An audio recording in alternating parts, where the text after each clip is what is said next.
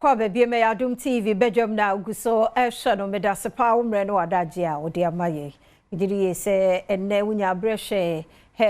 health tips no ebi a wiki bunyina ye kasafa eye injuries ehu ye hwe ni hu ye o ye mu ye ni hu ban tie na ne ya hyase o chena nyame yadom asa abre no a 5 minutes ye nche na wo share Dr. Rachel Kusi akosa no de ye afa ni ehu ensensem ni nyina ho yemfa sedama endpoint homeopathic clinic one munti na yenya dog na ne din komo yi timesro enadwo ni na wotwe mu nyina endpoint ye adwuma free na de kosi memenda yenkona ni won kudin sa wo mema ni nyina rashenko yenko hwese de prostate ne tie because bosumi wei eye prostate awareness month nti mema ni nyina yenko hwe mo ye prostate no ho ban no na scan no oye ne free e de amaye mema no kwa yes scan prostate no scanning wo endpoint a free yenko ho infections bia nso hawadua yenko endpoint homeopathic clinic na omwaye dog number ni 0244 867068 0244 867068 yare bia na afredo na one no edi enkomo abatan no I by next week kwata de na nkura no kɔ ne yabre hey a teacher for bon kwaso hey hi hey we dede ni free hwa eduane ni week bia better for week bia ne to ni echese odidi anopa wia ne anwumre edidi in between ti abatan no yabre pa chechefo nyame hwamo pa se mutimi e control nkura ne sa na no na se bia Ope school ba kwa ye papa mai modo banwa kwa me kamfo City Montessori e di amount City Montessori fa ba ko ho ate na wonu ho school no ma hye da CC e de tete nkura no amonda ache aye papa bibie mu foundation e week e affect soro te mesro ye nhwe se nkura no foundation no e solid to ope school pa do ba kwa City Montessori and also de no ko na board no ewo ho du nkomo awofo ne akyerɛkyerɛfo ntam bibia koyi astrotefo ho robotics STEM ICT music lab school bus nso wo ho ene wo boarding ti se bia bia wo bia na person do ba no ba city a City Montessori your boarding facility wo ho a ye je nkura ne tu ho e de emo mo da kyerɛkyerɛfo no wo mrani adagye environment no nso ye kama pa ma dwene mo da ho man nkura no esuade eye your CCTV cameras nso a monitor school no nyina nti de ekoso bia no wo mo ehunu ewo ho hwehwe City Montessori o Castle Boom Road ben Lamte Mills ho a admission na bie ye je admission CCA ya make say 0249 282529 0249282529 City Montessori building global citizens beda sepa ena edwada edujwada seya C4C liver specialist ba na ja ayare sapa wom de maye omabomu bie mu de amaye yarwa hodo bi won liver to ne de emu liver no how ba hu nsonso e wo ho na edi hu komo na owie ne saade a akopa liver to ne bi no ano Dr. George Esiama Junior ene tie adwoma anopai oni eba bedi nkomoyi dog emo akwabe na bia boko de adwuma mu nso adwuma no mu odin but ye hu ahwache no ti na che say more but adawoma anopai ye hwe yes is if you anchi akase koma ohwefo bia na C4C de yes ye nja brebro no de robot da sa esanse brebro no eye nioma bebre man onza no pay ye sorry ye na ye fie mu ye be prapra ho kakra ye be siesie ho kakra ne nyina no eye because ye pese ye di ye ho ni esanse ye nim se efimba fie a e de yare wa ho bebre ba ni pedua no nti brebo no so ye organ bia se okuja no ana che se o ha ni pedua no na che se efia ni kwan se etena ni pedua no ama no kwan se entenem ti ye ya fasi ye ho se abri bia na be bo brebo no ho de ro na yetimi ehu se ne functions no doso nti eni kwansi yetu na jejem se fia brebo ne ye the largest internal organ woni pedua ne mu na sa organ we eye organ mwaso bia nyankopon de amaye Abibia meka say ye word your friend mononuclear phagocyte system. Ye wo special organs beemiensa bi to say lymph nodes, e bi to say your spleen, na brebo no. Omo ye say ejuma wanwaso na omo yifi efri ni peduane mu. Enti brebo no na edi mu akoten pa na ono nko aso some of the organs are onya supply of blood from two places. Or so we study the histology of brebona or the friend or hepatic artery. Naturally say a kwanya moja oxygenated blood. You can't oxygenated blood and moja oxygen womo pano. Eko brebonim from akomano. Na fe so ye didia eduane a ye di mu nyina no ko ye phone mu na digestive system no ye ho ejuma wi a emu ahoden no eko moja ne mu. Eko moja ne mu a wo se ekofa brebonim. Until about 75% of moja the portal vein of brebonim. Until onya moja free the artery and osansunya free the veins. Until a very important concept. It's an say arteries no and they containing a lot of the red blood cells are benya oxygen no. Brebono zo hia oxygen. Until onya na ma na ejuma also di no utimi edi ni ye. Na ma nutrients are and also ewo portal vein ni mu no so waje na wasone so na we emu fin nyina ewom na moja krogin asan akọ akoma ne mu biom na akoma na to ne bo ase achicha ma ni pedua na kwa akwanya nti say if you imagine say organ we ahoden aba fom na moja efe moja dodro efe mu nyina ontimi nya ho ejuma e de how bet na ni pedua no so and nti ne ye ba ho de these days kura no say wuti ansu ayenom yes mercury ahodro any aduane aye di processed foods ahodro ni nyina no kofa brebo en ti se brebo na ho de no wosora esone moja no so e ma moja crogent na ni pedua no nti na ye gu so aye bo brebo de ro se me hu hia ansa na ho atochima yes na de how kese abrani pedua no ti kwan ba ne be fa so abo hu ban se fi brebo ne de ne ho ban bo no titru ye aduane awudi titru ye wankasa so lifestyle any say a dry be abefa ebe activity ye tissue say obrebo mu no metimi aye omudwuma ye o say ye a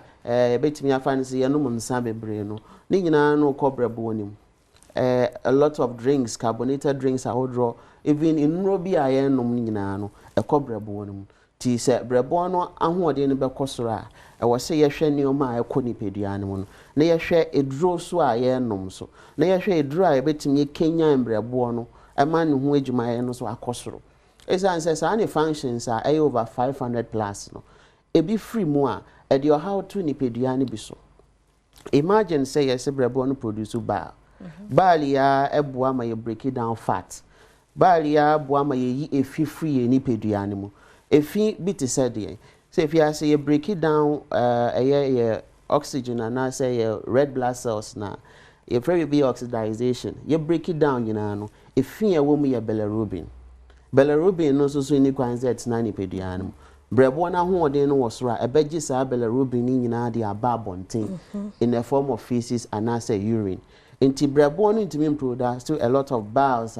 e de how ba isa say efia eye bilirubin no start set na omo obo won say we ni color no esesa ye yellowish ebi kura ho no mu ammonia which is also a waste any kwanzet na ni pedua no brebo no ne be ye frim ti ahoden no wo fom a bibi e frɛ no cholestasis na je say oba production no be kofom e ba sa intimi yi ammonia so extra BBB blood brain barrier wa adwin mu a etimi ko settle down wa adwin mu na reduce serotonin hormone e bo ama woda ti bo won say untumi nda bo won say we emotion no so asesa bo won say yes na untumi concentrate I say wa bre we nyina no ye kyese brebo no bo won kai na eya mpe mebre no oyare osan ho yare nti se o maye hu se bibi koso a ya adwin mu no ye mfa no serious but importantly bo won say o bre ntam na untumi concentrate so bebre ebi wo kora wonya a lot of itches on your body because of histamine ebe doso because of endogenous opioids bi so be doso all these are chemicals I was say free ni pedua mu a brebo no na was say eyi tentimi yi pe na settle down on your skin na ma ho keka na your skin no ye dry ebi kura more etimi ye very dark ni nyina no ye signs e kire say brebo no ho tochima afa so kura wo ye food to me ye kese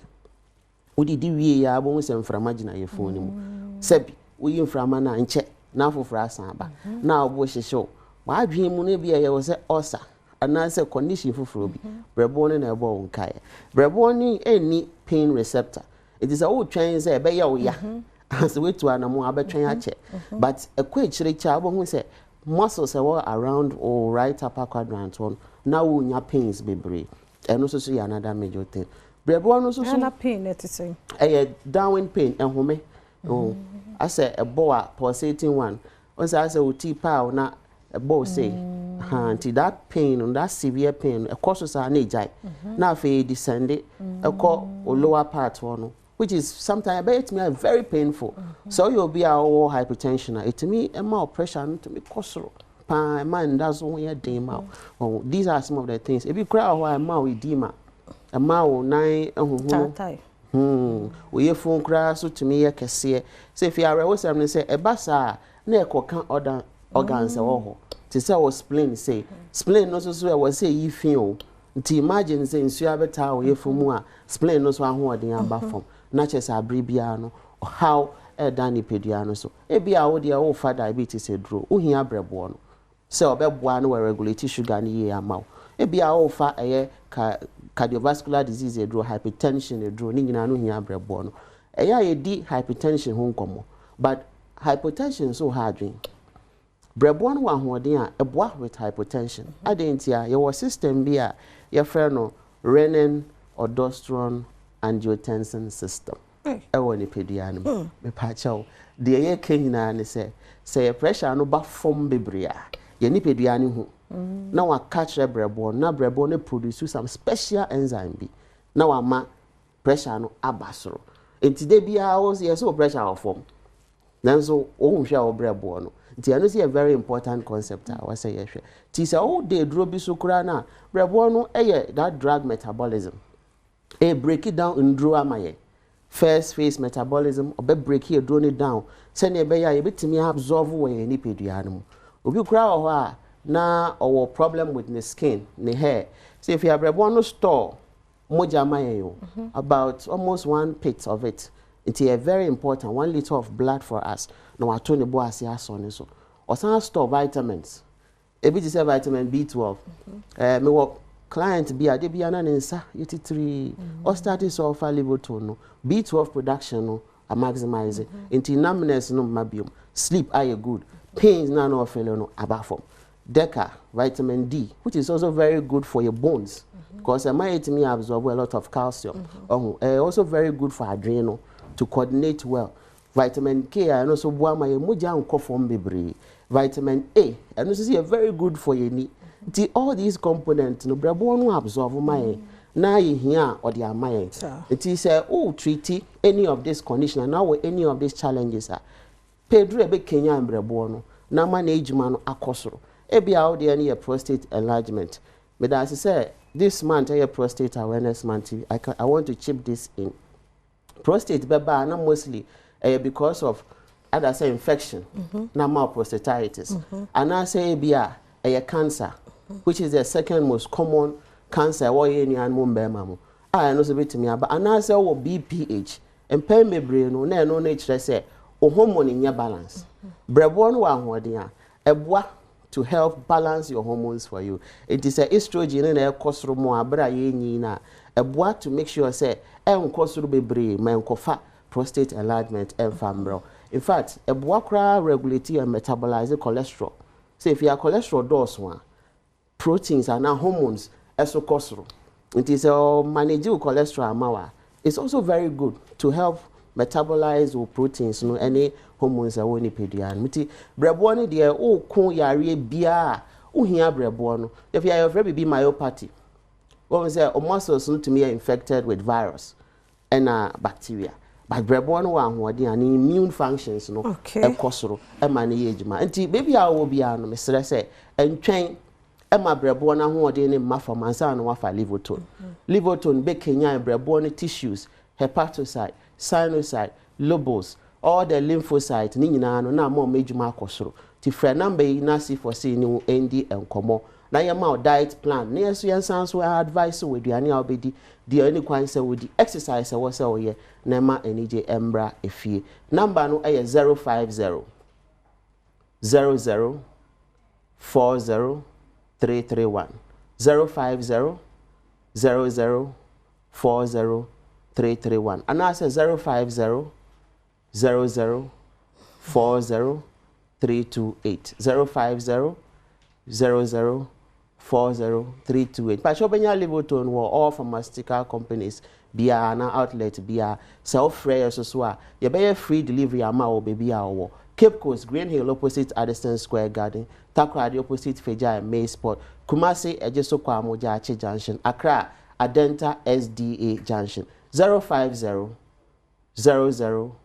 40 331 050 00 40 331 and that's 050 00 40 328 050 00 40 328 C4C liver specialist your liver your life we believe in our medications and your treatment plans today I say once treated forever treated and open your say papa C4C liver tone special and as a specialist and I say one more enkano so you live on your mo by you think you can ho two Fred dog what you said wakano na liver tone who said your venom no afa